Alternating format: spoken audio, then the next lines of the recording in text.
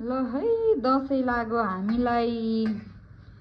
ल अब हामी चाहिँ भात खान लागेको। यसो भात पस्केको भिडियो बनाउनु मन लाग्यो क्या मान्छेहरूले बनाएको देखेर। ल यति हेर भयो कि के हो भात त भिडियोको चक्करमा। ल यति भए पुग्छ होइन।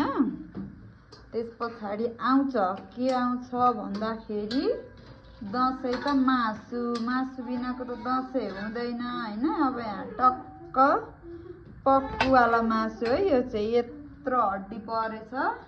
यस्तो हड्डीवाला चाहिँ फेरि मजा आउँछ नि त टोक्नलाई। फेरि यो मासु। अब के आउँछ भन्दा यस्तो मोलेको अचार।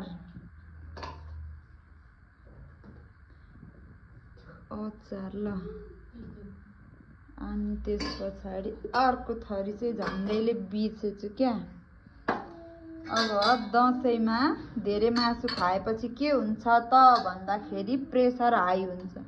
प्रेसर हाई भएपछि यस्तो फ्राई गरेको करेला खानुपर्छ। ल यति खाने। अब दालको चाहिँ बनाइने भिडियो फेरि। दाल त जसको घरमा नि खान्छन्। लु है त by by. Happy Dashain everyone.